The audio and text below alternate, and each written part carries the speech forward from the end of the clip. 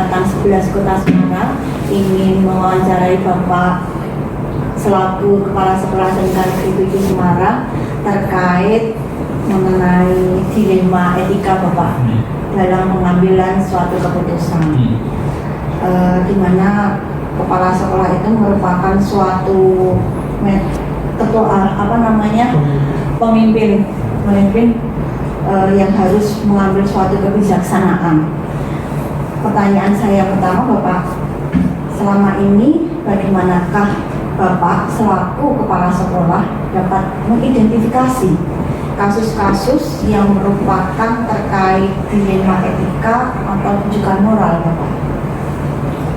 Baik, yang pertama gini, saya ucapkan ya, telah lolos ikut CGP Angkatan ke-11, itu prestasi tersendiri. Yang kedua, saya berharap ibu bapak semua bisa menyelesaikan program ini secara tuntas, mendapatkan hasil yang terbaik dan nanti bermanfaat khususnya bagi lembaga dan juga panjenengan semua. Menjawab pertanyaan panjenengan, yang saya lakukan selama ini adalah yang pertama itu observasi langsung. Jadi seringkali dilema etika itu muncul dalam interaksi sehari-hari. Saya perhatikan perilaku siswa, karyawan dan guru dan juga staf lainnya, serta mendengarkan keluhan ataupun pendapat, persepsi, juga keinginan dari yang saya sebutkan tadi. Kemudian juga saya mendengarkan laporan dari teman-teman, baik itu guru, siswa, orang tua, karyawan ya, bisa langsung melaporkan kejadian yang menimbulkan pertanyaan tentang etika. Berikutnya langkahnya adalah analisis dari kebijakan yang akan saya ambil. Secara berkala saya biasa mengevaluasi kebijakan ya. Bisa saya mengumpulkan waka K3 atau unit-unit tertentu, misalnya BK atau stafnya kesiswaan atau seluruh wali kelas. Sehingga kebijakan yang saya ambil itu akan saya lihat apakah ada celah atau ambiguitas yang dapat memicu dilema etika. Kira-kira begitu.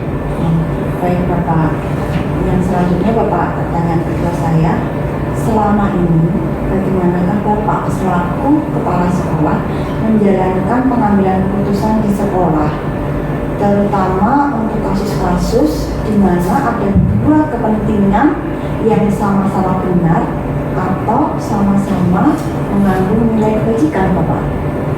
Yang pertama saya lakukan, saya akan membaca regulasi dulu yang berlaku kaitannya dengan kasus atau peristiwa yang terjadi. Itu sebagai dasar utama. Yang kedua, pasti juga akan saya melibatkan yang terkait sesuai dengan kasus yang terjadi. Saya punya 4 waka dan 8 K3, juga ada lebih dari 68 wali kelas dan ada lebih dari 10 guru BK. Itu adalah sumber kami ketika saya ingin minta second opinion ya. Nah, sebagai dasar saya mengambil keputusan. Dan biasanya keputusan itu saya ambil setelah saya rapatkan. Nah, kemudian pertimbangan multi perspektif. Jadi saya berusaha melihat masalah itu dari berbagai sudut pandang. Jadi entah itu waka, K3, itu biasanya saya kumpulkan, kemudian saya brainstorming masalah itu apa, pendapat saya seperti apa, nanti setiap waka atau K3 itu akan menyampaikan pendapat sesuai sudut pandangnya masing-masing. Kira-kira begitu. Kemudian bila mana bahwa setelah saya mendapatkan second opinion, kalau saya sebut saja begitu, dari pandangan-pandangan dari teman, tapi saya masih ragu sudah ada regulasi, saya sudah minta pendapat tapi ragu. Saya akan konsultasi sama pimpinan saya.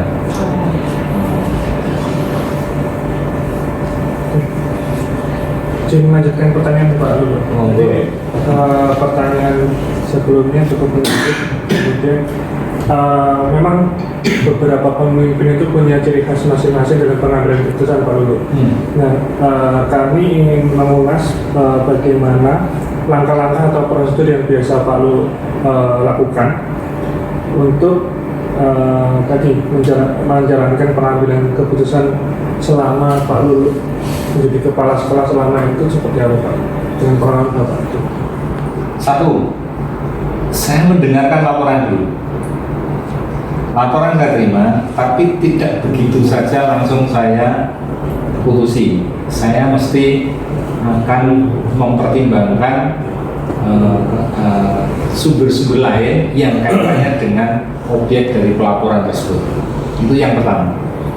Jadi pasti akan saya kumpulkan informasi dan data yang valid kira-kira. Yang kedua, setelah saya mendapatkan data dan informasi, pasti akan saya analisa. Jadi identifikasi dari nilai-nilai yang bertentangan dan juga potensi dampak dari setiap keputusan yang mungkin nanti akan saya ambil. Berikutnya, saya akan mempertimbangkan ya berbagai alternatif dan solusi beserta risiko ketika saya mengambil keputusan tersebut. Risiko yang paling berat, yang paling ekstrim itu pasti saya pertimbangkan. Artinya ketika saya mengambil keputusan, jika terjadi yang terburuk, saya sudah siap. Kira-kira begitu. Nah, setelah saya mempertimbangkan segala aspek, pasti saya akan ambil keputusan. Setelah itu akan saya komunikasikan dengan yang terkait. Pak, terkait langkah tersebut, menurut Pak Lulu sendiri, setelah menjalani pengalaman sebagai kepala sekolah bertahun-tahun, hal-hal apa sih Pak yang menjadi sesuatu yang Bapak anggap sebagai efektif dalam membuat sebuah keputusan, khususnya di bagian ketika Bapak Lulu menghadapi sebuah dilema. Nah, cara-cara apa sih Pak yang menurut Pak Lulu paling efektif dalam menangani tersebut? Pertama, keterbukaan dalam komunikasi. Saya tidak menjaga jarak selama ini. Saya biasa dengan satpam, dengan tenaga kebersihan, dengan staf tata usaha dan sebagainya. Saya tidak menjaga jarak. Itu satu, sehingga beliau-beliau ini akan leluasa ketika mengeluarkan pendapat. Kemudian saya akan berusaha untuk memahami pihak-pihak yang terlibat bila mana ada permasalahan. Nah, karena apa? Sebisa mungkin saya akan objektif untuk melihat permasalahan itu. Kemudian saya mencoba untuk fleksibel dalam artian ketika mengambil keputusan, setelah saya tahu regulasinya pasti akan saya pertimbangkan aspek dari sisi manusianya. Jadi fleksibilitas dalam pengambil keputusan itu penting buat saya. Terus ketika saya harus katakanlah mengambil keputusan atau kebijakan yang terkait mungkin dengan punishment misalnya, saya harus konsisten. Konsisten artinya saya tidak akan memilah-milah dari si yang menghadapi permasalahan tersebut. Kira-kira begitu. Oke. Ini melanjutkan Pak Lulu pertanyaan kelima.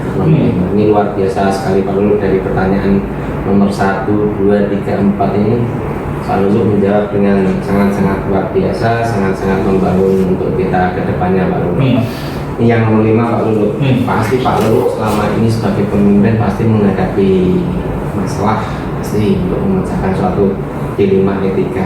Kira-kira yang menjadi tantangan Pak Lulu selama ini untuk memutuskan dalam kasus-kasus apalagi yang menyangkut dilema etika ini apa Pak Lulu?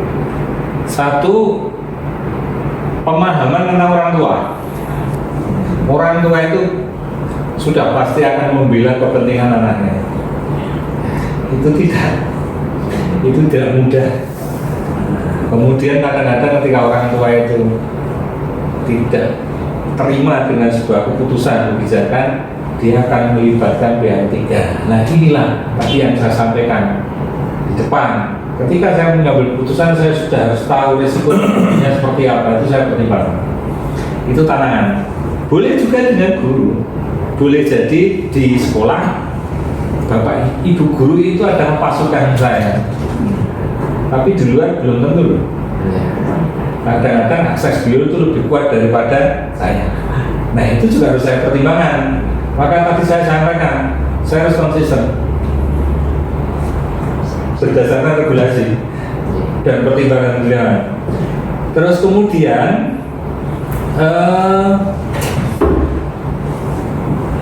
ketika saya harus mengkompilasi informasi, jangan sekali-kali hanya satu pihak. Sebenarnya informasi dari banyak pihak itu penting karena nanti kita akan mendapatkan informasi yang komprehensif. Kira-kira begitu. Nah, yang kemudian bisa jadi saya hadapi adalah dimana dilema ketika etika seringkali melibatkan konflik antara nilai yang sama-sama penting. Jika dulu ini contohnya aku misalnya untuk teman ini bingung ya udah teman lanjut. Oke Pak, melanjutkan nomor 6 Pak. Jadi kalau penyelesaian suatu dilema etika itu kan pasti ada Pak ya. Saya mau tanyakan bagaimana Pak Lulu itu mengatur timeline Pak, atau jadwal tentang penyelesaian tersebut dan bentuknya prosedur seperti apa Pak kalau pas penyelesaiannya itu? Pimpinan kepala sekolah itu minimal harus punya 2 kompetensi. Yang pertama yaitu kepemimpinan atau leadership, yang kedua manajerial. Leadership itu kemampuan seorang pemimpin untuk mempengaruhi, untuk memahamkan, untuk mengajak, mengarahkan dari organisasi sesuai dengan visi misinya. Itu ada Pak. Tuh. Ketika dia berhasil mempengaruhi, memahamkan, mengajak, berkolaborasi, itu sudah bisa. Tugas berikutnya adalah manajerial. Jadi pemetaan dari seluruh komponen organisasi yang ada, dipetakan kemampuannya di mana. Sebagai manajer, dia harus bisa membagi tugas sesuai kompetensi organisasinya, anggota organisasi itu. Untuk itu akan membantu ya respon cepat dari sebuah keputusan karena sudah ada pemetaan kompetensi dari anggota organisasi tersebut. Yang kedua, ya karena sudah dipahamkan, sudah diajak berkolaborasi dan semua itu sudah bisa dipengaruhi, maka apabila kita melaksanakan prosedur formal sesuai dengan regulasi pasti bisa dijalankan. Kemudian setelah semua saya lakukan, dokumentasi dari proses tersebut.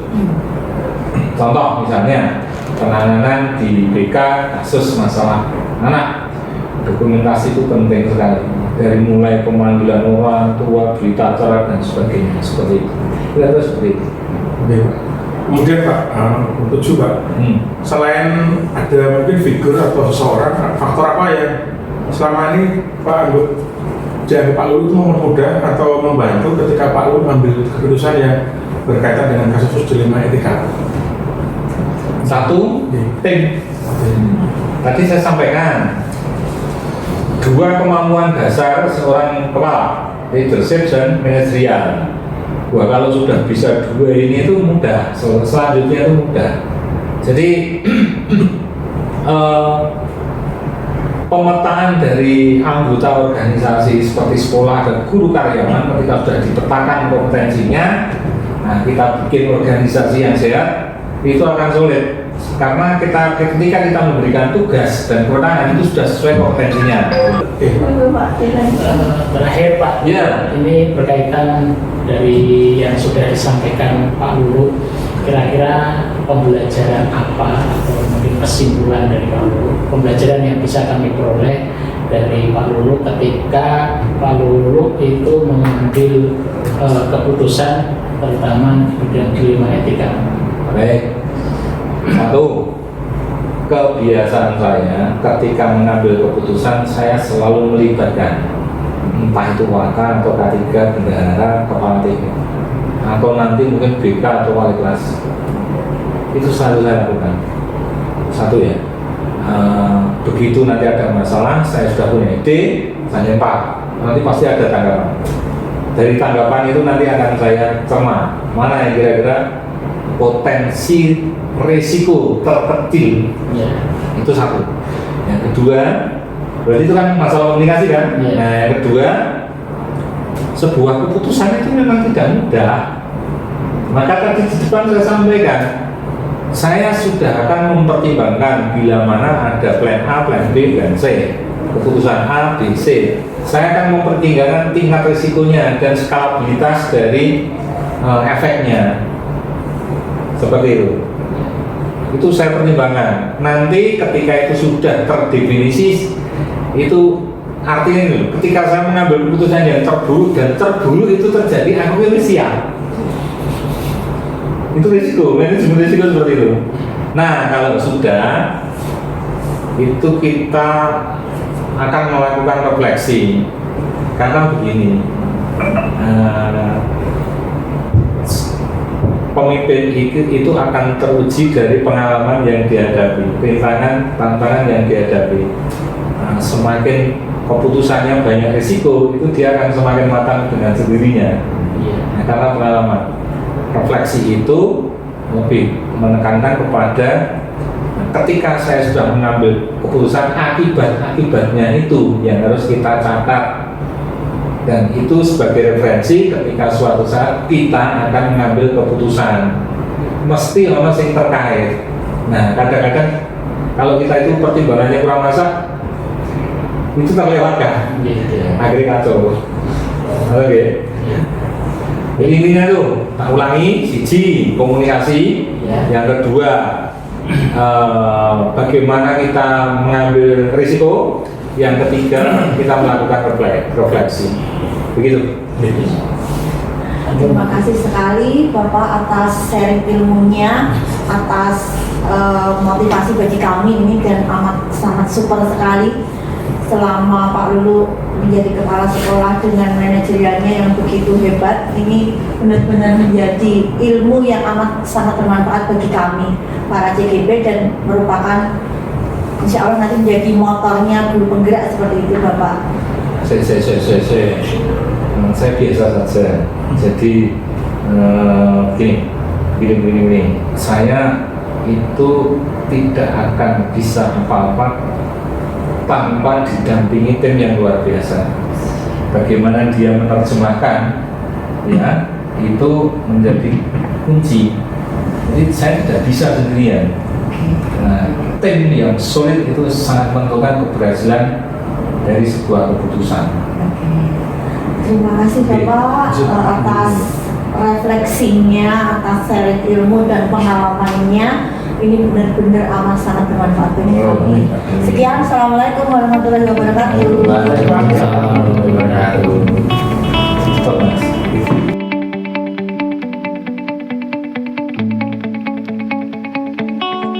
Assalamualaikum warahmatullahi wabarakatuh. Sebelumnya kami mohon maaf Bapak, kami mengganggu waktu Bapak.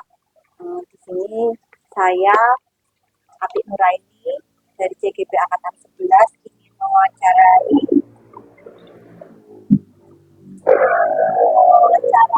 tentang kasus-kasus yang merupakan dilema etika Bapak. Yang pertama, karena Bapak itu kan selaku kepala sekolah, di mana kepala sekolah itu merupakan manajer dari sekolah nih Bapak, yang bertanggung jawab dan membuat suatu kebijakan seperti itu. Bagaimana Bapak selaku kepala sekolah mengidentifikasi kasus-kasus yang merupakan dilema etika atau rujukan moral? Ini gini Bu, kalau di tempat saya misalnya ya Bu, di tempat saya kebetulan saya dipercaya Pak Gubernur untuk di SMK Negeri 1 Giri Tondro Wonogiri. Kalau di Giri Tondro itu istilahnya di sana kan masih banyak di bawah garis kemiskinan. Mungkin Wonogiri kan kabupaten ya termasuk ranking bawah lah. Ranking bawah untuk daerah PAD-nya dan sebagainya itu banyak sekali masyarakat sana itu miskin. Ya, itu ada siswa namanya itu Heru biasa. Heru itu siswa itu pinter Bu, pinter sergap dan sebagainya. Bahkan dia sering kadang-kadang itu sering apa namanya ikut ikut ikut OSIS. Nah, ikut OSIS. Nah, awalnya dia sergap sekali, pinter, nilainya juga termasuk ranking 5 besar gitu. Akan tetapi pada akhir-akhir ini dia itu jarang sekali masuk sekolah. Bahkan kalau menurut aturan itu kan hanya kan 8 gitu. Maksimal hanya 8. Hanya 8 tetapi ternyata hanya itu ada 10. Kalau aturannya bahwa siswa tersebut kan tidak naik kelas pada waktu pada waktu rapat pleno kenaikan kelas, siswa tersebut tidak bisa naik kelas. Padahal siswa tersebut kan pinter, rajin. Nah, itu kondisinya awalnya seperti itu. Nah, setelah saya tanya konfirmasi ke PLPAPK, ternyata siswa tersebut tidak berangkat itu karena membantu orang tua. Mau berangkat saja kadang-kadang tidak punya uang, sehingga dia membantu bertani dengan orang tua. Nah, kadang-kadang kalau sore itu dia juga berjualan sehingga ya istilahnya ya kasihan sekali pas rapat pleno ya itu eyalan itu ya eyalan kan. Oh, kalau aturan ya tidak boleh naik, tetapi kan ini kan suatu etika rujukan moral bahwa kalau tidak dinaikkan sesuai itu kasihan. Dia tidak masuk bukan karena nakal, bukan karena beling ya tapi karena dia memang tidak punya uang untuk berangkat, sehingga pada waktu itu terjadi istilahnya apa namanya tarik ulur antara yang pro dan kontra dan itu akhirnya siswa tersebut tetap naik tapi dengan catatan ada jam istilahnya ada jam ganti lah ganti itu. Nilainya itu dia ranking 5, dia masuk 5 besar. Terima kasih Bapak. Kemudian bagaimana Bapak menjalankan pengambilan keputusan tersebut, terutama kasus-kasus di mana dua kepentingan sama-sama benar atau sama-sama mengandung nilai kebajikan? Hukum itu di atas hukum itu kan istilahnya ya memang hukum itu apa namanya hakim tertinggi, tetapi hukum itu masih kalah dengan rasa etika, rasa kemanusiaan. Nah, kemanusiaan itu kan mengalahkan hukum istilahnya gitu ya. Kalau kita bertentangan dengan aturan, kita megang aturan dia itu tadi tidak akan naik kelas karena dia hanya lebih dari 8 gitu.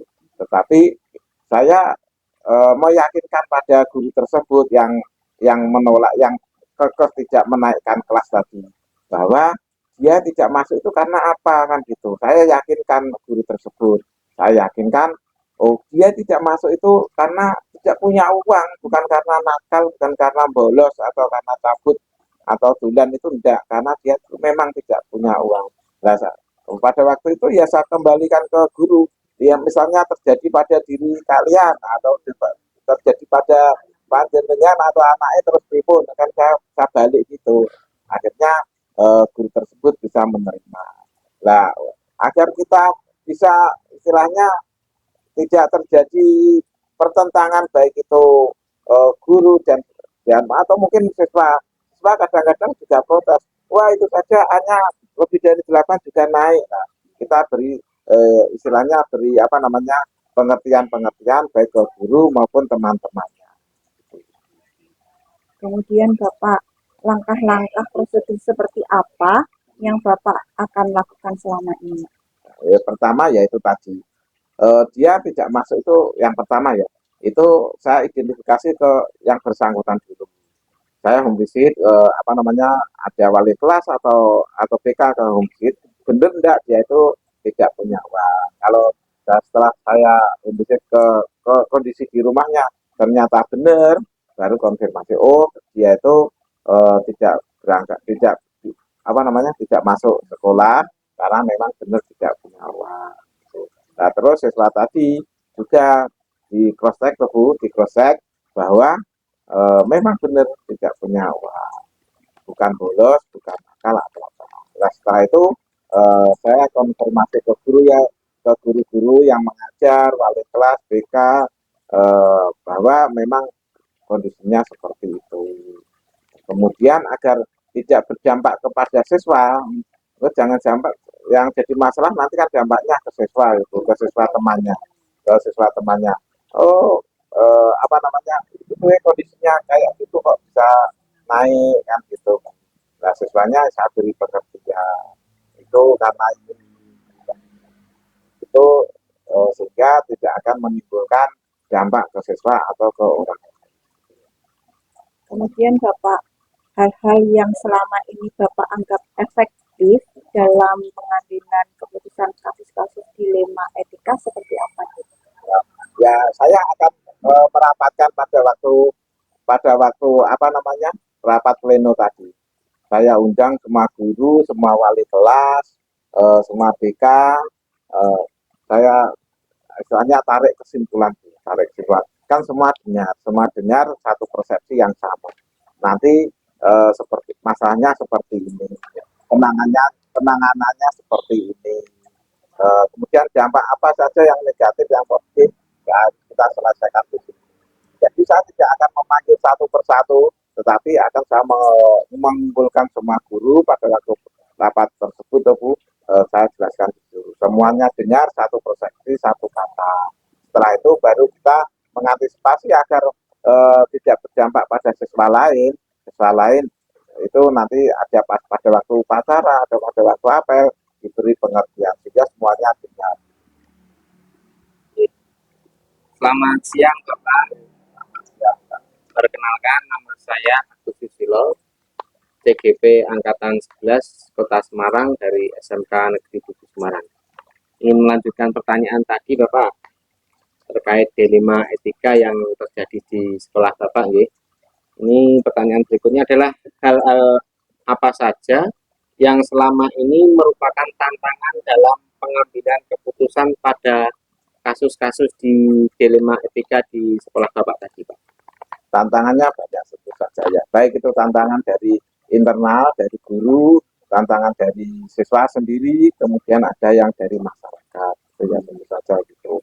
Tadi sebagai sampel, tadi si Heru tadi yang saya pinter, kemudian ikut di OSIS juga, tapi hanya banyak itu tantangannya banyak sekali. Ada guru yang kekeh itu pokoknya manut aturan itu ada seperti itu. Dimanapun ada yang pro dan kontra tentu saja itu ada. Nah untuk menjelaskan apa namanya guru yang manut yang kolot mohon maaf ya, yang kolot dengan aturan tersebut, lah itu memang membutuhkan waktu yang lama. Kita ya pelan-pelan tapi pasti gitu ya. Kita balikkan saja, kalau saya kembalikan misalnya terjadi pada jenengan atau putrane jenengan, apa harus seperti itu kan gitu. Wong dia itu enggak masuk bukan karena nakal, bukan karena bolos atau bukan karena apa, tetapi memang benar-benar tidak punya uang kan gitu. Sehingga setelah saya beri penjelasan tersebut, akhirnya guru tersebut istilahnya mau menerima. Itu dari internal. Tapi kalau yang dari eksternal ya tadi siswa tadi kan banyak yang protes siswa. Oh itu saja istilahnya Mary ya istilahnya, jangan-jangan wah tapi kan lihat dulu kenyataan kondisinya yang ada, kecuali dia bolos karena mungkin sampai dia mangkir di jalan atau di apa lah, itu beda ceritanya, itu penanganannya ya kita harus aturan kalau dia bolos, tapi karena kondisinya seperti itu ya, ya di atas hukum ada rasa kemanusiaan. Sebetulnya Pak, dalam kasus dilema etika tadi, dalam penyelesaiannya ini ada jadwal tertentu atau langsung tindak langsung Pak? Itu tergantung ya, dalam arti kalau yang di jadwal tertentu itu biasanya terjadwal di BK. BK kan monitoring, soalnya siswa kalau ada 2 kali bolos tidak ada keterangan itu ada jadwalnya, di jadwal. Ini ujung-ujungnya kenapa kok tidak masuk terus, itu ada jadwal yang terjadwal secara rinci, itu ada di BK. Bocah 2 kali 3 kali pasti saya ada penugasan untuk melakukan home visit ke rumahnya masing-masing, pasti di home visit itu yang jadwal terstruktur. Tapi kalau yang extended itu tadi, yang itu biasanya yang kasus-kasus yang pada waktu apa namanya, waktu terjadi seperti itu atau peristiwa yang besar atau apa, itu yang pada waktu harus diselesaikan saat. Tapi yang terjadwal itu ada di BK, rutinitasnya ada di BK. Semuanya kan terlapor di situ. Kita sudah menggunakan apa namanya, akhirnya kan sudah menggunakan apa namanya barcode itu ya, aplikasi itu kan akan ketahuan. Oh ini sudah 2 kali Nah kalau di tempat saya kan kalau izin itu kan harus di samping kalau sakit itu harus ada surat dokter atau apa. Kalau izin itu harus stempel RT kalau tempat saya gitu. Sehingga tidak serta-merta tanda tangan, kadang-kadang siswa itu kan memasuk ke orang tua. Tapi kalau izin harus ada surat dari RT, paling enggak stempel RT, minimal stempel RT. Ini dalam penyelesaian dilema etika di sekolah tadi Pak ya, adakah faktor-faktor yang membantu atau mempermudah dalam penyelesaiannya Pak? Ya tentu saja kalau ada yang menolak, tentu saja ya ada yang pro, ada yang kontra juga, dimanapun pasti ada. Yang membantu masalah-masalah ya tadi faktor kemanusiaan, kemudian ada guru-guru, kemudian juga ada kondisi, kemudian ada siswa tersebut dan gitu. Itu faktor-faktor yang bisa membantu. Kita tanya ke orang tua, jadi kenapa atau tidak masuk? Nah itu kan karena tidak punya uang Pak. Apa harus dipaksa? Kan tidak bisa. Terus masyarakat di sekitar kadang-kadang juga memberi support. Oh itu karena kondisinya seperti ini Pak. Jadi yang membantu juga banyak. Baik itu dari orang tua, dari temannya maupun dari Bapak Ibu guru yang benar-benar sudah kondisi bersama. Yang terakhir Pak, dari yang sudah disampaikan tadi, mungkin nanti bisa kita pakai, kita adopt ya Pak. Jadi yang sudah disampaikan tadi, pembelajaran apa yang dapat dipetik Pak, atau apa yang dapat dipetik untuk besok kita bawa di sekolah juga Pak gitu Pak. Oh gitu. Ini gini, kalau dalam menghakimi seseorang itu jangan memandang satu sisi. Jangan satu sisi. Oh itu hanya 10 misalnya, langsung dibuat, langsung tidak naik, itu tidak boleh. Ya. Kita harus tahu persis. Sehingga kalau kita menghakimi seseorang, ya, itu harus mengambil 2 sisi yang berbeda tentu saja. Masalahnya apa, penyebabnya apa, tentu saja. Kalau hanya masalah saja mengelek-elek atau menyalahkan itu banyak, istilahnya ya banyak orang yang bisa gitu ya. Tetapi harus punya solusi, jangan hanya menghukum saja, tapi tanpa ada solusi yang tentu saja. Sehingga ada penyebab itu, ada apa namanya permasalahan pasti ada penyebabnya. Nah kalau permasalahan dan penyebabnya ini bertolak belakang, nah ini yang harus kita selesaikan. Terima kasih Bapak atas waktunya, bincang-bincangnya, sharing ilmunya, amat sangat bermanfaat bagi kami. Cukup sekian Bapak, matur nuwun waktunya. Terima kasih Pak. Sehat-sehat selalu. Assalamualaikum warahmatullahi wabarakatuh. Pun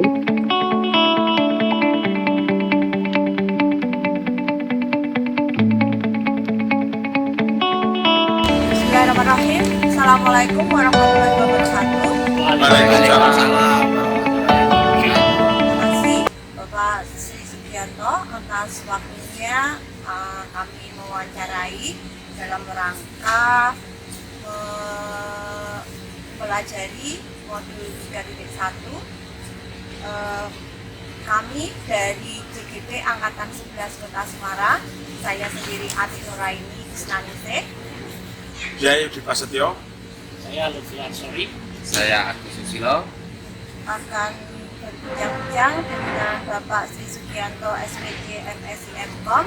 Beliau adalah Kepala Sekolah SMA Mataram Semarang. Terima kasih Bapak atas waktunya. sama-sama Bu Ati, Mbak Yudi, Agus dan Pak Lutfi ya. Pertama-tama ini santai saja ya Bapak ya, Ya, untuk ya. bincang-bincangnya. Selama ini Bapak kan sebagai kepala sekolah nih Bapak, di mana seorang kepala sekolah itu merupakan manajer dari suatu sekolah, dan seorang kepala sekolah itu merupakan pengambil kebijaksanaan seperti itu ya Bapak. Bagaimana seorang kepala sekolah yang Bapak dalam menghadapi suatu kasus, mungkin dalam suatu di sekolah seperti itu, mengidentifikasi kasus-kasus yang merupakan dilema etika atau rujukan moral, Bapak. Gimana sih Pak Sugi? Ya, terima kasih Bu Ati dan kawan-kawan ini. Selamat ikut TGP ya, angkatan 19. Ya, Tidak semua guru-guru di Indonesia itu mendapatkan privilege atau mendapatkan kesempatan ya. Maka saya titip pesan mudah-mudahan sampai selesai dan nanti bermanfaat untuk pendidikan Indonesia, khususnya Kota Semarang ya. Baik Bu Ati, pertanyaannya berkaitan dengan bagaimana mengambil sikap untuk kasus-kasus mungkin pelanggaran etika atau kasus-kasus yang terjadi kalau hubungannya juga dengan personal itu juga ini yang paling penting ya. Jadi saya biasanya mengidentifikasinya begini Bu Ati dan kawan-kawan. Saat terjadi sesuatu, contoh kalau tadi itu ada 2 poin ya Bu Ati, bisa dipoinkan, yang satu etika, satu tadi apa Bu Ati? Rujukan moral. Rujukan moral. Ini rujukan moral itu kan urusannya dengan hati nurani ya. Sebenarnya sama dengan etika. Poin pertama, pendekatan. Tapi sebelum pendekatan berarti mundur sedikit, klarifikasi dulu. Klarifikasi mungkin dari kejadian yang dilakukan dari mungkin satu orang aja, satu guru saya misalkan. Dan pendekatan kan tidak bisa langsung judgement, tidak boleh. Apalagi mohon maaf, saya tidak belajar di ilmu coaching. Saya tinggalkan itu judgement, persepsi, asumsi nggak boleh. Lalu dengan pendekatan, kalau di konteks lain itu namanya pakai ruang ketiga. Mungkin trust pertamanya dengan ini, ngobrol santai.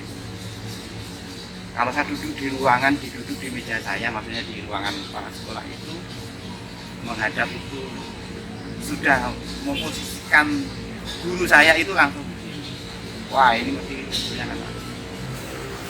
Itu saya kurangi dan itu saya hilangkan. Karena saya belajar di coaching, maka kemitraan poin pertama identifikasinya pasti orang melakukan pelanggaran itu pasti punya sebab. Sebab itu kan pasti kita klarifikasi.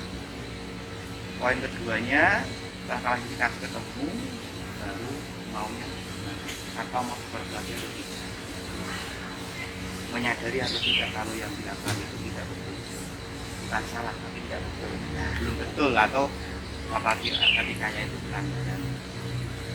Nah, setelah nanti itu si personil itu mengakui, menyadari, lalu tahap ketiganya adalah mau gimana, sadar, mengakui, saya ingin memperbaiki dan tidak akan melakukan lagi, dan saya ingin memperbaikinya, saya akan jauh lebih baik, atau saya memberikan nilai plus lah, plus untuk sesuatu yang hilang.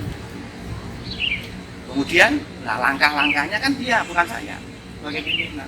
Karena kalau saya ngarahkan A, B, C, belum tentu dia bisa melakukan. Maka dialah yang menentukan langkah-langkah terbaik.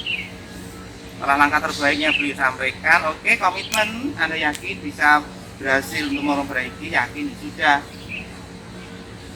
Nah, jadi sebagai pimpinan, poin utama adalah mendukung dan tadi mendengar, mendukung dan menanya itu menanya langkahnya apa yang akan dilakukan. Tinggal nanti komitmen dan reminder aja, pengingat gimana itu yang terbaik, yang selama ini saya lakukan itu. Walaupun dulu awal-awal ya mohon maaf karena kepala sekolah itu kan kepanjangan tangan dari yang paling dekat. Ada informasi apa-apa mesti ya kepala sekolah yang ngerti. Maka kadang saya belajar dengan kepala sekolah lebih dari 10 ya, lebih dari 10 sekolah baru sadar. Jika saya simpulkan berarti jika terjadi suatu kasus, Pak Sudi selaku kepala sekolah untuk pimpinan gitu ya Pak, pendekatannya secara persuasif ya Pak. Ya.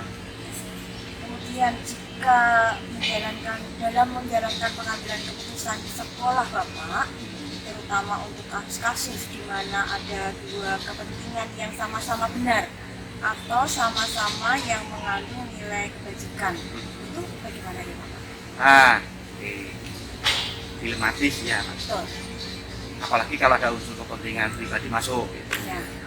Maka yang saya ambil karena ini baik gitu kan, ini juga bernilai mulia, kita lihat ada risiko nggak dikit. Oh.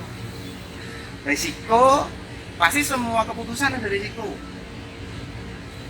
Wong bangun tidur aja mau milih ke kamar mandi atau mau minum aja itu pilihan kan? Padahal sama-sama baik untuk diri kita. Nah, maka carilah. Saya mencari risiko yang terkecil. Saya mencari risiko. Dan itu risiko pasti ada. Contoh risiko dari pikiran yang bersangkutan, perasaan itulah yang ada mempengaruhi. Kalau urusan dengan perasaan maka kembalikan ke aturan. Risiko, jadi ini benar, ini baik. Bagi pemikir, penganalisa maka risiko harus kita identifikasi. Kalau saya tarik kesimpulannya di sini Bapak dalam mengambil kebijakan secara umum harus mementingkan tujuan utama itu untuk kepentingan umum gitu Pak. Iya. Dengan risiko yang kecil dalam negatif seperti itu ya Pak. Terima kasih Pak. Mungkin dilanjut dengan teman-teman Saya yang Pak, lain. mungkin Pak kalau langkah-langkah atau prosedurnya yang bisa Pak Sudi lakukan sebagai kepala sekolah Pak, kalau menghadapi tax dilemma tadi Pak. Oke. Jadi kalau poin pertama tadi yang tanyakan Bu Adi itu mengidentifikasi masalah atau kasus, maka cara pendekatan kan nanti akan ketemu penyebabnya, kan yang menemukan penyebabnya itu biasanya di saya. Karena kalau saya atau orang lain kan hanya memperkirakan saja. Nah, pentingnya saat ini loh ya, sebagai seorang kepala sekolah ini sebetulnya cukup sebagai seorang memfasilitasi. Maka Mas Menteri memunculkan grup penggerak seperti panjenengan ini, ada di situ ada materi kucing kan? Ya, itu. Dan sebelum grup penggerak itu diberi coaching, saya bersyukur sudah belajar dulu, dan saya sekarang ya bersyukur sudah punya lisensi. Kalau jadi berikut, sangat terbantu saya, baik urusan keluarga, urusan dengan teman-teman maupun sekarang urusan di kedinasan. Nah, kembali di pertanyaan Mbak Yudi, bahwa setelah identifikasi kondisinya kenapa sih ada yang melakukan, contoh dia kok itu terlambat atau mohon maaf asusila misalkan ya, nah janjian ini ada apa kan gitu kan. Nah, yang tahu kan dia yang melakukan dia kok. Nah, ini Pak penyebabnya. Oh iya. Terus sekarang langkah jenengan maunya seperti apa? Mau berlanjut. Mau berlanjut berarti urusannya dengan apa namanya? Pernah dinas loh ya. Gitu. Kalau jenengan ASN ya ini urusannya kalau dinas loh ya kan gitu. Tapi kalau non ASN ya urusannya juga bisa dinas, juga sosial, masyarakatan kan gitu. Nah, itu. Oh, saya harus memperbaiki diri, Pak. Lah, langkah itulah. Contoh langkahnya apa? Ya bisa saja dia apa namanya memutus. Setelah memutus berarti dia harus memperbaiki dalam konteks kinerja. Karena kan terpengaruh sekali kinerja, hubungan sosial dengan teman-temannya, kemudian hukum sosialnya pasti akan menutupi dia dalam konteks mohon maaf kurang baik. Itu poin langkah pertama identifikasi, langkah kedua bagaimana tahu penyebabnya, langkah ketiga komitmen dia maunya apa, itu outcome maunya apa. Jadi simptomnya, kondisinya dia melakukan sesuatu kan. Nah yang kedua adalah causes, penyebab. Nah, setelah penyebab maunya gimana, outcome. Nah, setelah maunya gimana berarti kan muncul langkah. Nah langkah-langkah yang dia temukan ya bagi saya tadi memfasilitasi, bagi kepala saya memfasilitasi saja, memfasilitasi itu sampai nanti dia itu kalau dia memutuskan kemudian memperbaiki pasti punya dampak. Dampaknya gimana kalau jenengan sudah wah saya lebih long sekarang Pak, jadi lebih semangat dan tidak terpengaruh lagi. Itu biasanya yang paling penting adalah saya memfasilitasi, karena saya ingat betul Pak Ibu, Pak Adik, mungkin ini 11 tahun saya memimpin sebuah sekolah, pertama di SMK, sekarang di SMA. Itu kalau dulu sering saya mengajak diri saya itu, saya akan melakukan yang terbaik untuk yayasan saya, untuk sekolah saya lagi. Itu lebih dari 10 tahun capek. Kenapa capek? Karena belum tentu mereka bisa mengikuti saya. Yang punya tujuan keren kan saya, tapi tim kan belum tentu bisa. Buat aku balap kan carry kabel, atau mungkin saya nyopir buantar begitu. Jos mabut. Nah, biasa kecepatan 150, biasa 80 kan ya muntah-muntah loh Pak. Maka saat ini saya fasilitasi. Oke, maunya gimana, terus langkahnya seperti apa. Saya memfasilitasi Anda, saya mendampingi Anda, mendukung.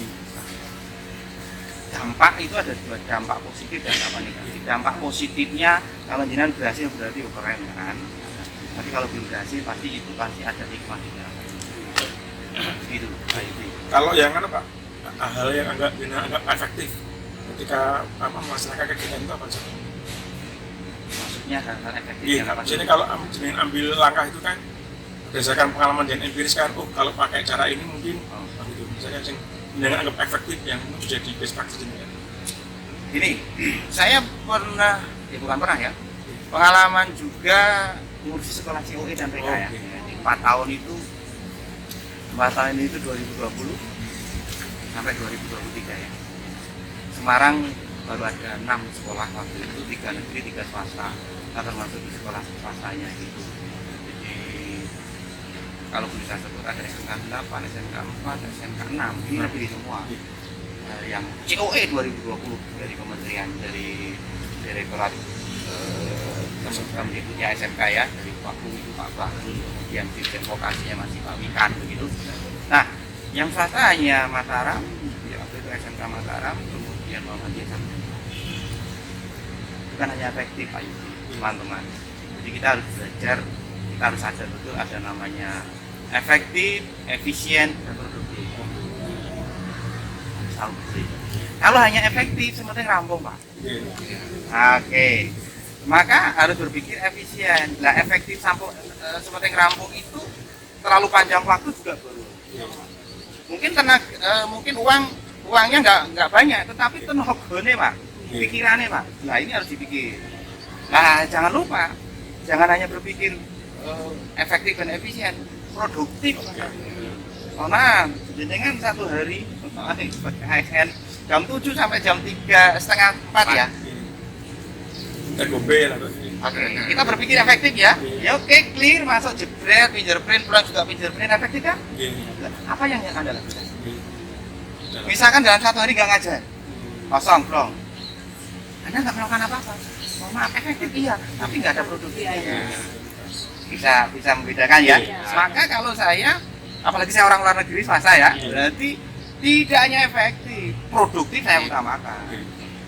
Artinya apa? Satu guru masuk jebret itu jam 7 sampai setengah 4 sama-sama ya kita di SMK, berarti ya kontribusi produktivitasnya apa? Ada hanya satu orang apalagi mohon maaf ya yang kami yang senior itu sampai itu mulai saya apa gitu saya pakai lulus sebenarnya kan ngeteni pensiun kan itu di lingkungan manapun hampir sama bukan sama semua loh ya hampir sama kalau yang tersentuh ya mudah-mudahan kembali ke jalan yang benar kan itu aja saya mengalami itu maksudnya nonton seperti itu gitu.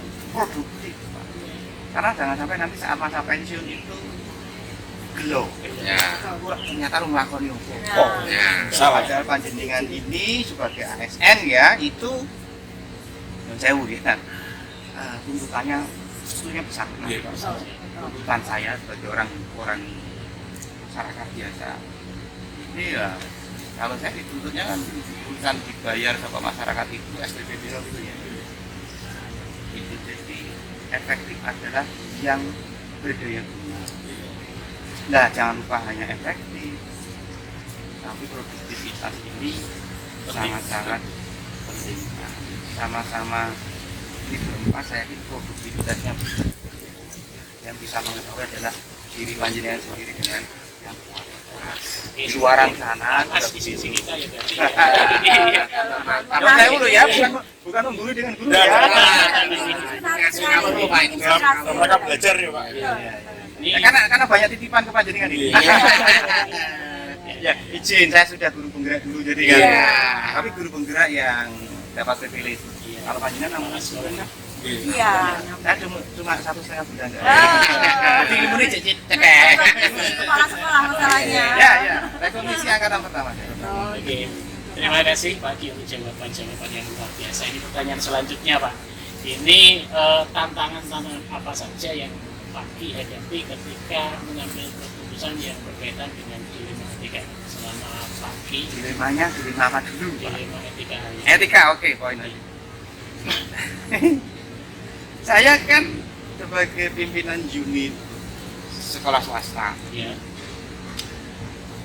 Poin pertama yayasan. ya bisa. Ini penguasanya kan yayasan. Yang paling dekat, yang paling jauh kan dinas.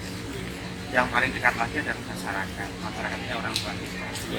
Iya dan teman-teman ini seperti itu kan. 4 lah ya. 5 keluarga lagi. Tantangan pertama mengelola suasana hati itu poin pertama.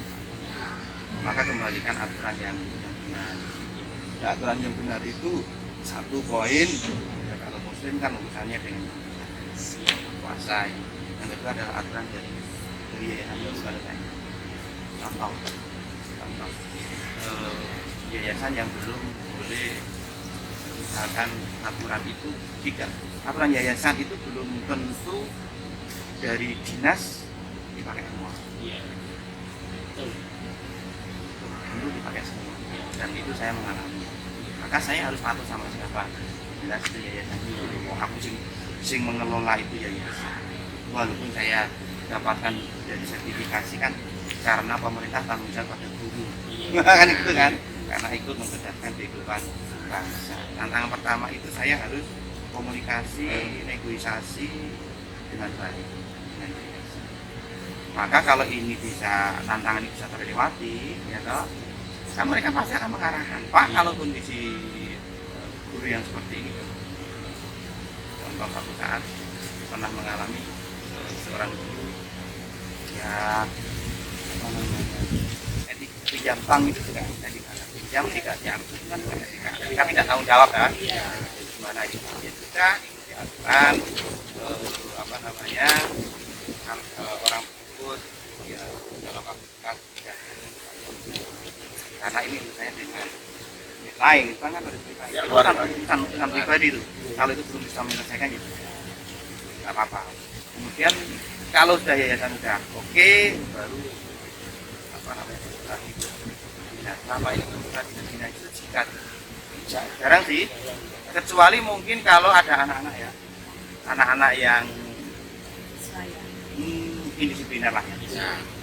Ini kan tuntutannya tinggi masyarakat nuntut wong tua. Nah, kemudian dinas jangan keluarkan ini yang terjadi kan. Nah, padahal anak seperti ini. Dan sesuatu yang ini kalau ada aturan kriminal berarti kan sudah pelanggar. Dilematis gitu. Maka persuasif saya ke orang tua, sekolah kan tidak lebih sendiri. Dinas kadang menuntut. pokoknya diopeni sih. Nah, kami punya keterbatasan. Indisipliner itu banyak, bisa saja dulu, bisa saja menghamili, dihamili juga kan. Itu terjadi, nah, dan itu pernah mengalami. Maka persuasif tantangan dengan orang tua. Pernah juga mengalami didatangi pengacara, tapi pengacara orang luar kan, dan ini kan sekolah saya. Jadi hak prerogatif masih menanti kami. Ya wajar, bagaimana orang itu ingin boleh dinasti, tapi aturan kita katakan begitu. Ketika menyelesaikan tantangan tersebut, apakah Pakti mempunyai timeline atau jadwal? Apakah diselesaikan seketika itu juga, atau mungkin punya jadwal khusus tersendiri untuk menyelesaikan tantangan tersebut? Dan prosedurnya bagaimana, Pak? Oke, setiap ada tujuan untuk menyelesaikan sesuatu, pasti kan harus ada namanya timeline. Jadi kalau anak tersebut harus selesai itu ada dua, selesai mundur atau selesai seperti ini. Selesai kan ada dua, selesai mundur, pindah sekolah, atau tetap di sini. Nah ini butuh proses. Untuk proses itu saya harus punya time base atau time bond-nya. Kalau tidak ada time base berarti tidak menjadi sebuah tujuan yang smart. Tujuan smart saya adalah anak ini harus selesai, maksudnya ada solusi sampai 1 semester ini, atau hanya 1 bulan lah, ini Oktober ya, artinya akhir Oktober harus sudah dapat solusi. Anggap saja selama 10 hari atau 15 hari. Nah, itu proses time bond harus. Kalau tidak ada time base atau tidak ada time bond action plan-nya ini, maka itu sebetulnya tidak punya niat untuk menyelesaikan. Justru itu akan membuat kita capek. Mikir terus ya, Pak? Ini tak pegang, ini masih ringan, tapi ini sebulan kan nggak boleh. Sama kan? Padahal orang mikir sih dok. Kemudian tadi yang kedua, Prosedur. Prosedur. Ya baik. Kalau terjadi tadi contoh indisipliner kan, mas orang tua pasti. Kemudian anak tersebut ketika termasuk ya, kemudian kesiswaan sama wali kelas 5 orang. Ini biasakan kita selalu rapat tim anak ini seperti prosedur tadi. Jadi saya selalu pakai. Kalau dulu kan belum tahu model coaching ya. Kalau sekarang sudah pakai itu. Apapun masalahnya, apapun kondisinya, dengan satu model selesai. Itu keyakinan karena saya model coaching begitu. Bapak Ibu kan nanti sudah dapatkan itu. Jadi dulu ya penting rampung, cuma kan enggak, modelnya itu tidak urut gitu, tidak urut. Tapi juga selesai juga. Tapi kan sekarang dengan adanya role model akan mempermudah. Kondisinya seperti apa, ini prosedurnya. Kemudian tadi cari penyebabnya, tahu maunya diselesaikan kapan, terus langkai apa saja.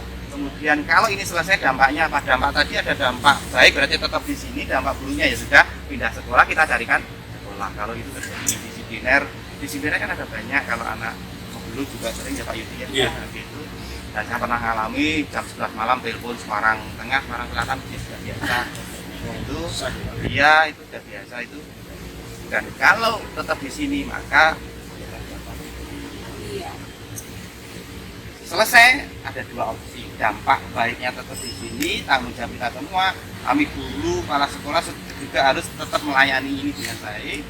Dampak kurang baiknya bagi anak, dia pindah. Dampak kurang baiknya kita kehilangan anak, satu bos kan, satu personal kan ya, semua punya dampak. Maka iya, jangan sampai terjadi ya udah sampai garang-garang pakai pengacara dan sebagainya. Itu kita bukan ranah kriminal, kadang berlebihan gitu. Jangan sampai berlebihan terjadi. Gitu. Ini berikutnya Pak Ki. Terima kasih sudah dibantu Pak. Ini yang terakhir ini gongnya Pak. Ini gongnya saya ini. Gimana Pak Jus? Ini Pak. Dari penyelesaian dilema etika tadi. Kira-kira ada seseorang atau faktor yang membantu atau mempermudah dalam penyelesaian ini ada enggak Pak? sepengetahuan saya atau sepengalaman saya maksudnya. Iya, pengalaman tersebut. Kalau orang yang saya kenal tidak ada. Selama ini saya belum. Tetapi kalau yang tidak saya kenal, ya tadi untuk pengacara itu, kan saya tidak kenal. Ya. Itu terjadi. Dan itu kalau kami di swasta sebenarnya nggak banyak. Kalau di negeri lebih banyak. Kalau di negeri lebih banyak. Kalau saya di swasta nggak banyak. Saya ngalami baru sekali sih. Tapi clear. Clearnya apa? Ya tadi. Solusinya adalah kami akan bantu beberapa bapak bersekolah lain yang tidak dapat belajar. Kalau di sini saya pegang betul tadi kan aturan, Ya. kan begitu. Ini yang harus saya pegang. Apapun alasannya, saya punya kemampuan besar, punya kemampuan, tapi kewenangan tidak sepenuhnya di saya. Kalau kewenangan unit sekolah ya saya punya, tetapi kalau yayasan atau secara keseluruhan masih ada. Ini tidak pernah ngalami, cuma alhamdulillah selesai dengan baik. Walaupun itu dari itu Pak. Terima kasih Pak. Kalau kita kan dilemanya teman sama teman ya teman. Kalau Pak kan dilemanya sudah luas. Ini pertanyaan yang terakhir alias pamungkas waktu itu. Pamungkas kedua ya. Yang tadi yang sudah disampaikan tadi pagi ini untuk teman-teman juga, untuk saya pribadi juga. Kan kita juga ngang Sukaweruh Pak. Wow. Ngang Sukaweruh dulu pagi teman kita, sekarang sudah kepala sekolah. Kami Kita berkat doa apa aja dengan Iya, jadi yang sudah disampaikan tadi, kira-kira hikmah apa yang bisa kita ambil gitu Pak dari Pak Di dalam penyelesaian dilema ketika di sekolah Pak Di, mungkin Pak Di bisa ceritakan. Ya, Pak Gus dan teman-teman. Jadi sahabat lama Pak Yudi, sahabat bal-balan. Ya. Karena sudah sparring ya. Selagi kita hidup ini pasti punya masalah. Kalau kita apalagi menjabat, saya pernah dapat belajar di ketemu mentor saya itu dari kepala sekolah seperti ini Pak luar biasa. Salamu sing milih kono dhewe. Artinya apa dari poin itu? Apapun jabatan kita pasti dihadapkan dengan masalah. Lah niat kita ini contoh sebagai muslim adalah poin ya. Masalah adalah poin. Masalah adalah poin. Menjadi tantangan. Masalah itu sebenarnya kalau yang menemukan seorang konselor. Tapi kalau seorang coach tidak masalah. Itu adalah kondisi. Kondisi itu netral kan? Netral kan. Kalau masalah kosong jelek gitu kan? Padahal enggak. Masalah itu sebagai tantangan. Maka ada masalah itu bagi poin bagi saya. Jadi aku kerja. Oh aku ini itu dibayari karena aku kerja kan gitu. Banyak tantangan yang saya hadapi. Justru kita hidup itu kan kita mintanya doanya doa yang kuat kan? Gitu. Kalau kita minta doa kuat, dikuatkan pada yang kuasa itu kan yang kuasa memberikan tanah. Layang-layang itu pengen naik kan berarti harus ada tantangan ikan, air terjun itu, bus gitu, enter ya nggak akan jadi besar berarti. Yang pengen besar kuat ya harus melawan. Itu poinnya. Hikmahnya adalah seorang pemimpin itu sebenarnya melayani. Jadi kalau dari Maslow itu kebutuhan hidup kita kan ya makan, pakaian dan sebagainya dasar ya. Kalau sebagai pemimpin masih butuh itu berarti kan berapa persen nilainya. Setelah itu kan baru aman harus aman. Setelah aman hidup kesenangan, kebahagiaan, hiburan. Kemudian yang berikutnya sampai ke aktualisasi diri. Di situ aktualisasi diri tingkat tertinggi. Padahal enggak, Maslow masih menghidden sesuatu yang itu besar, apa itu kontribusi atau transendensi atau baik experience. Disitulah letak pemimpin yang sesungguhnya. Kalau hanya belajar saja kan, nah maka perlu namanya kontribusi. Nah Bapak Ibu ini kan Aktualisasi dirinya apa ya, belajar dan belajar. Aktualisasi diri kan ada 3 toh Pak. Bertahan panjenengan sebagai guru. Ya toh, kalau nyambi-nyambi itu wajar lah ya Pak Yudi ya. Iya. Nah, itu nek dulu mereka saya ini mungkin aku nggak ngerti Pak Yudi ya. Bertahan jenengan sebagai seorang guru. ASN nomor sekian, tapi gurunya itu loh. Identitas jenengan guru bukan ASN, mohon maaf. Identitas saya guru kan gitu. Yang kedua berarti harus terus belajar Pak. Iya. Oke, nah ini kan belajar. Nah, berarti di penggerak, wah, luar biasa. Yang ketiga adalah prestasi. Prestasinya apa? Bukan berlomba Pak Yudi, tapi diri kita sendiri. Saya mungkin 14 tahun yang lalu sama Pak Yudi, Pak Agus, sebagai guru biasa begitu. Honorer lagi ya, berjuang setiap hari, berjuang terus dengan Roma Irama gitu kan. Nah terus naik prestasi. Prestasinya apa ya? Saya harus melompat, tinggalkan kapal, melompat kapal baru begitu. Kalau dulu dengan kapal sekolah kan bukan masalah jabatan, tapi tanggung jawab yang lebih. Saya ambil itu. Kapal sekolah nggak cukup, 12 tahun nggak cukup. Tapi saya harus meningkatkan diri sendiri. Belajar tadi apa? Harus prestasi. Ya belajar menjadi seorang coach dan trainer. Karena kalau kepala sekolah semua kepala sekolah. Apa kelebihannya? Ya kepala sekolah. Tapi kalau ada kelebihan lain, nah itu menjadi prestasi. Itu satu contoh. Kontribusinya apa? Nah, kontribusi kepala sekolah di sekolah saya, iya. Paham saya di sekolah swasta. Saya paham. Gajiku setiap tanggal akhir bulan, kalau jenengan awal bulan kan begitu. Saya sadar.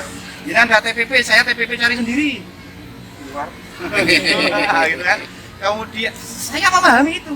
Kalau sudah paham, berarti kan saya harus memberi apa ya, memberi apa ya, hal-hal baru pada teman-teman.